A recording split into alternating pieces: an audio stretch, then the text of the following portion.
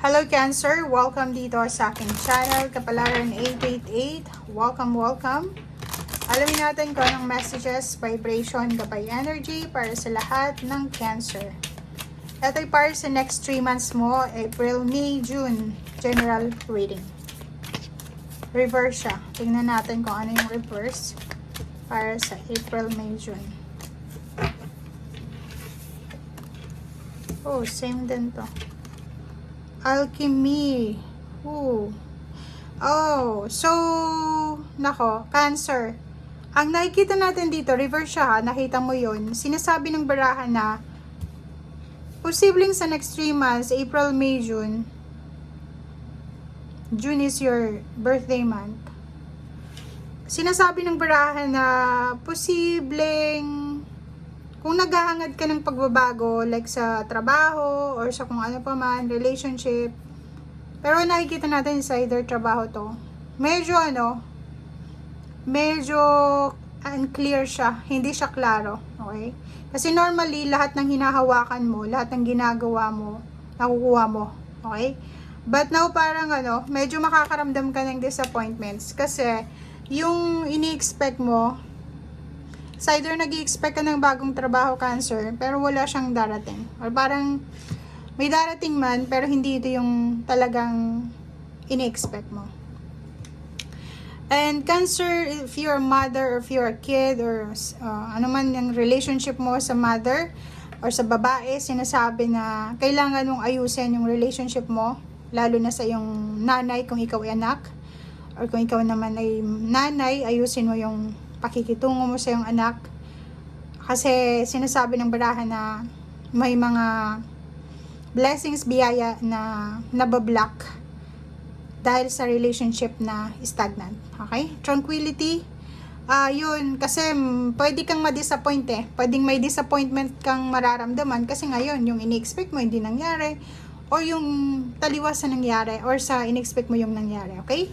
So, bigyan mo ng oras ang sarili mo na makapag-relax, makapag-spend time in peace, ma-enjoy yung solitude, makapag-detox, makapagpahinga, parang ganon. So, if ever man na, like for example, may gusto kang pasukan na trabaho or business or gusto mong makapagsimula, and hindi siya dumating, siguro it's your message from angels and guides na eto ay panahon para makapagpahinga. So, kung may pagkakataon ka, April, May, June, na makapagpahinga, magpahinga ka. Kasi needed mo yan eh.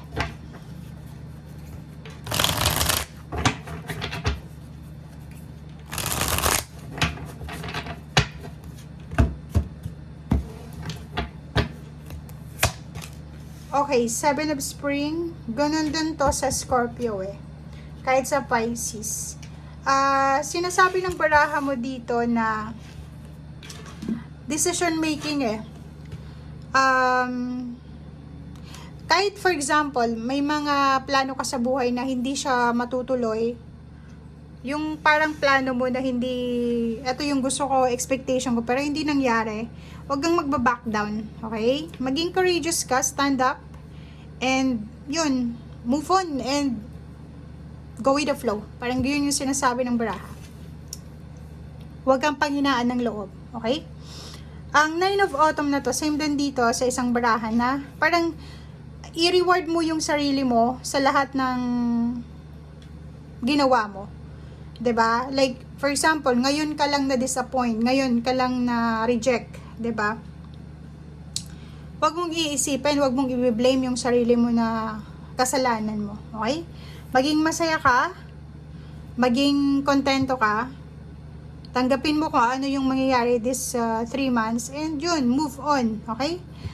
I-cherish mo yung oras na wala kang trabaho, yung pagpapahinga mo, or yung wala kang ginagawa. If self-employed ka, i-enjoy mo yung pagiging self-employed mo, or kung may plano kang maging self-employed, siguro it's time na para gawin mo siya, okay?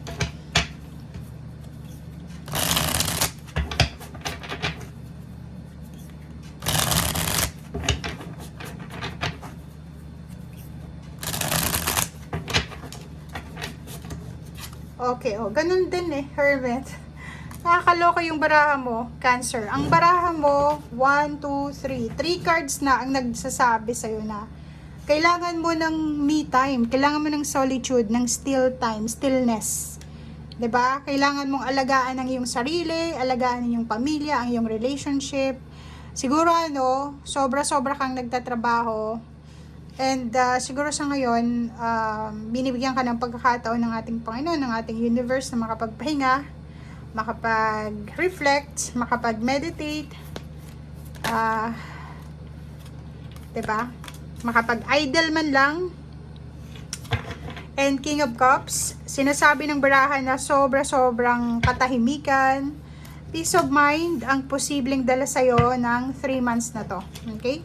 Kung makikita mo dito, isang positive events or situation ang posibleng mangyari. So maraming occasion, may birthday celebration, graduation, ano pa ba, reunion, or anything na celebratory ito. So marami kang isi-celebrate sa 3 months na to, and sobra kang magiging peaceful. And nakikita natin dito guys na yung pangarap mo sa buhay, abot kamay mo na siya. Pero if yung pagkakataon, sinasabi sa'yo na go with the flow muna, go with the flow ka muna. So habang naghihintay ka dito sa wish mo na ma-fulfill siya, habang tinatrabaho mo yung pangarap mo, kailangan mo munang alagaan yung sarili mo. Kasi pag hindi mo inalagaan yung sarili mo, physical health, mental health, sayang to. Kasi yung trinabaho mo, hindi mo ma-enjoy siya. Diba? So, kailangan mo daw na unahin, this next 3 months na to is balance. Kailangan mo ng balance. Make sure na alagaan mo ang iyong katawan, ang iyong sarili. Diba? Okay, so 10 of Pentacles, sinasabi ng brasser dito na pwedeng makatanggap ka ng limpak-limpak na salapi. Hindi natin alam kung saan to galing, pero kung makikita mo dito may King of Rods. It's either retirement to, lump sum from your previous work, or back pay, or kano pa man. Or pwedeng inheritance, pwedeng may ibebenta ka. So, if ever unemployed ka siguro, gagawin mo is magbebenta ka ng ari-arian mo, or kung ano man to na pwede mong ibenta para pagkakitaan. 3 of Rods, may hihintayin ka or may hinihintay ka sa 3 buwan na to. Naghihintay ka. Wow. So yun, naghihintay ka ng posibleng kasal, wedding anniversaries, birthday celebration, housewarming, house blessings, or kung ano man to na posibleng stability sa pamilya. Or posibleng yung iba sa inyo dyan, naghihintay kayo para sa peaceful resolution para sa iyong pamilya. Like for example, ang daming pag-aaway, competition, ang daming gulo sa pamilya mo. Siguro ngayon is still waiting ka pa rin. Naghihintay ka pa rin. Kailan kaya maayos itong pamilya ko? Kailan kaya maayos itong mga problemang ito sa pamilya ko? Parang ganun. Okay? And last card natin is the Emperor. So yun, if may work ka pa rin, if may work ka or may business ka, makakatanggap ka ng empowerment dito. So, empowerment, it's either promotion, or posibleng may utang ka, posibleng makakabayad ka, posibleng tataas yung posisyon mo sa trabaho, posibleng maraming biyaya ang parating sa'yo. Maraming pera to, okay? Maraming pera, maraming tulong, financial, or pwedeng nakikita ko sa'yo dito, promotion to. Promotion sa trabaho, kung may business ka, like self-employed ka, maraming mga customers to, kliyente. Okay?